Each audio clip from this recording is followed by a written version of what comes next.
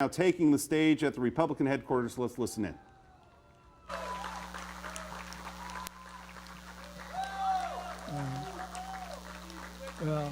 My dad used to say they loved him any winter tie. That was my dad's line. Winter tie. I haven't won or tied yet. So, anyways, I'm gonna turn it over to my wife. This will probably be the last time I'll speak with you guys in a public event.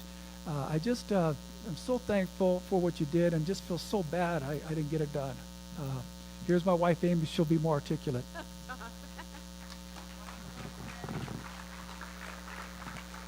I just wanted to piggyback on what my husband just shared with you.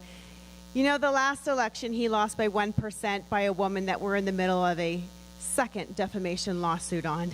And that's, unfortunately, to now the person who is going to be U.S. Senator here and has beaten Dean Heller.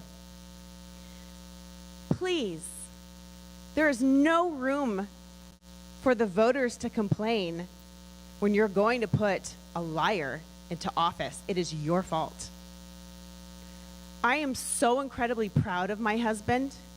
It has been one hell of a journey, I'm not gonna lie. But he was relentless. He never gave up. His passion and desire to serve the people of Nevada is something that is off the charts, and I wish that I could bottle up. He loves you. So when you have somebody run against you and win, that is just somebody who is willing to defame your character, willing to ruin your name and take your entire family down with it, and not even blink at it. That's disgusting. And we need to stop this kind of campaigning. And I don't care if your party affiliation is nonpartisan, libertarian, Democrat, Republican. This crap needs to stop. And we need to start sticking to the facts, sticking to the way that you vote, sticking to the way you plan on voting, and knock this garbage off now. My husband has a bright future. Our family has a bright future. I don't know what God has in store for us, but there is no way in hell that we went through all of this for nothing. I know you laugh now because it's hurting, but I honestly believe that God has a plan for us.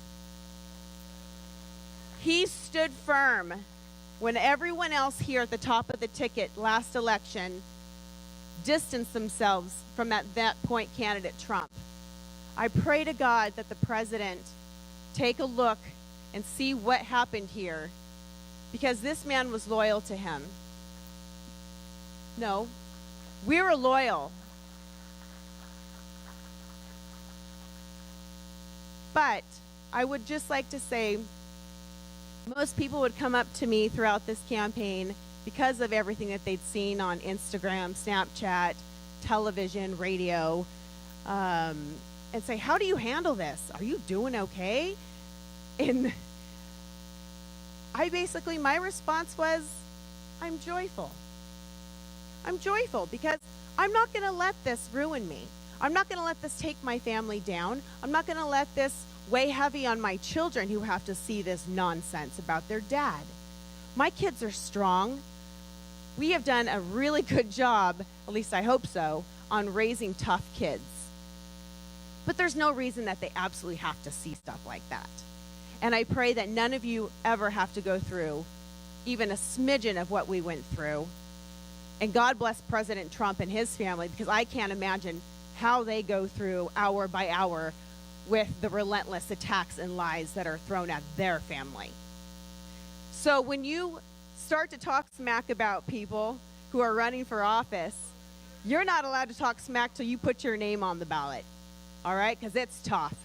But I want to say thank you. We love you. We are so grateful for everyone who put in the thousands and thousands of dollars, hours on the phone, hours of door knocking, coming in, just, high-fiving us, telling us that, we're going to get through one more day together. And I just want to say thank you, and we love you. So I appreciate you. All right, as we, Danny Tarkanian maybe going to say a few more words here, but we have to talk about what we just heard. In a word, wow, Michael Green, to say that Amy Tarkanian is breaking with tradition on election night when even the loser or the losing campaign, she's standing up for her husband. She's upset about some of the things that were said about him, but to use the language she used, have you seen that on election night? Fired up. In Nevada, I don't